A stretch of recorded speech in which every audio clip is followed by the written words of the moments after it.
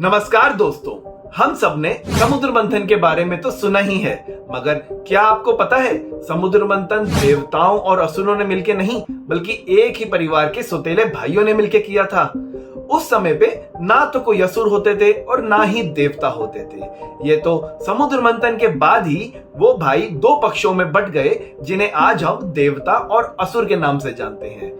तो आइए आज आपको वाल्मीकि रामायण में लिखी एक कहानी और इससे मिलने वाली सीख के बारे में बताते हैं। ब्रह्मा जी के 9 मनुष्य में से एक थे दक्ष प्रजापति, जिनकी 2 बेटियां थीं, दीति और अदिति। प्रजापति दक्ष इन दोनों की शादी ऋषि कश्यप से करा देते हैं, जिसके उपरांत दीति और अदिति के कई पुत्र होते हैं। एक तरफ दीति के पुत्र बहुत शक्तिशाली होते हैं और दूसरी तरफ अदिति के पुत्र बहुत ओजस्वी और अत्यधिक धार्मिक होते हैं। दोनों बहनों के पुत्र सदा के लिए अमर होना चाहते थे, जिसके लिए वो क्षीर सागर का मंथन करने का सोचते हैं, जिससे निकले अमृत को पीकर वो सदा के लिए अमर हो जाएंगे। इस मंथन के लिए वो भगवान शिव के 1000 सर वाले सांप वासुकी की सहायता लेते हैं। महाकाव्य महाभारत की माने तो वासुकी शेषनाग के छोटे भाई हैं और ऋषि कश्यप और उनकी पत्नी कद्रु के पुत्र हैं। तो इस हिसाब से वासुकी भी अदिति और दीति के पुत्रों के भाई हुए। वासुकी के अलावा मंदार पर्वत की सहायता भी ली जाती है, जहां मंदार पर्वत को समुद्र में डालकर मथनी या स्टिरर की तरह इस्तेमाल किया जाता है, वहीं वासुकी को पर्वत पर लपेटकर मंदार पर्वत को घुमाने के लिए इस्तेमाल किया जाता है। ये मंथन कई हजार सालों तक चलता रहा और वासुकी बार बार मंदार पर्वत पर रगड़ खाने के कारण अपने विष को रोक नहीं पाते और उनके सब सरों से विष निकलकर मंदार पर्वत पर गिरता है और चट्टानों को पिघला देता है। उस विष का नाम हलाहल था। इस विष के कारण ब्रह्मांड के सभी जीव जंतु और मनुष्य जलने लगते हैं और इस विष से बचने के लिए सब भगवान शिव के पास जाते हैं और उनसे मदद मांगते हैं। विष्णु भगवान भी भगवान शिव को बोलते हैं कि आप तो महादेव हैं, तो इस मंथन से निकली पहली वस्तु को आहुति के रूप में आपको स्वीकार करना चाहिए। विष्णु भगवान की बात मानते हुए भगवान शिव उस हलाहल नामक विष को अमृत की तरह पी लेते हैं। यहाँ पर हम एक छोटा सा ब्रेक लेके आपको ये बताना चाहेंगे कि हम जानते हैं कि आपके मन में कई सवाल आ रहे होंगे, मगर अपने टॉपिक पे रहते हुए इस वीडियो में हम कुछ बातों को स्किप करके चलेंगे, जिन्हें हम अपने आने वाली वीडियोस में आप तक जरूर पहुंचाएंगे।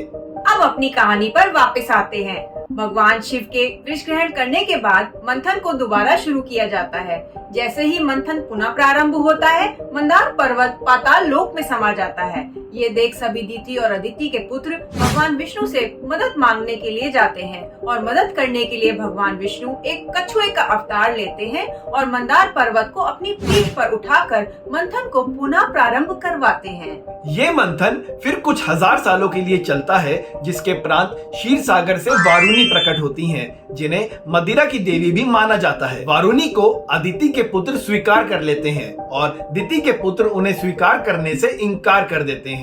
मदिरा को सुरा भी कहा जाता है और यही एक कारण था कि दीति के पुत्र जिन्होंने वारुणी को स्वीकार करने से मना कर दिया था, उन्हें असुरा कहा गया। तो इस तरह वारुणी को स्वीकार ना करने के कारण दीति के पुत्रों को असुरा कहा गया और अदिति के पुत्रों को सुरा कहा गया, जिन्हें आज हम देवताओं के नाम से भी जानते हैं।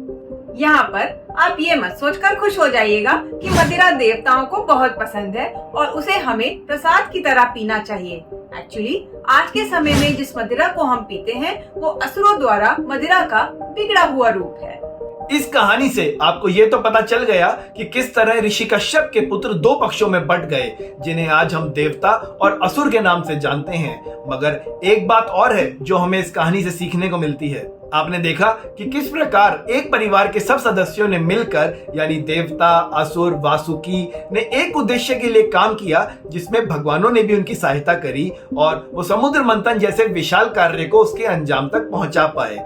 उसी तरह जब भी जीवन में हमें कोई मुश्किल कार्य को अंजाम देना पड़े या हमारे ऊपर कोई कठिन समस्या आ जाए, तब हमें अपने मतभेद बुलाकर अपने परिवार के सब सदस्यों की सहायता ले लेनी चाहिए, क्योंकि उसी सहायता से हम अपने किसी भी मुश्किल से मुश्किल कार्य को उसके अंजाम तक पहुंचा सकते हैं या किसी भी बड़ी से बड़ी मुश्किल का अंत कर सकते हैं। धन्यवाद। हम आशा करते हैं कि आपको ये वीडियो पसंद आई होगी। बहुत ही जल्द हम आपके सामने वाल्मीकि रामायण में लिखी एक और कहानी लेकर आएंगे। तब तक के लिए आप हमारे चैनल को सब्सक्राइब करें और ये वीडियोस अपने फ्रेंड्स एंड फैमिली के साथ शेयर करें। हम चाहते हैं कि हम छोटी छोटी वीडियोस और कहानियों के माध्यम से आप सब तक हमारे ग्रंथों का सार पहुंचाते रहें।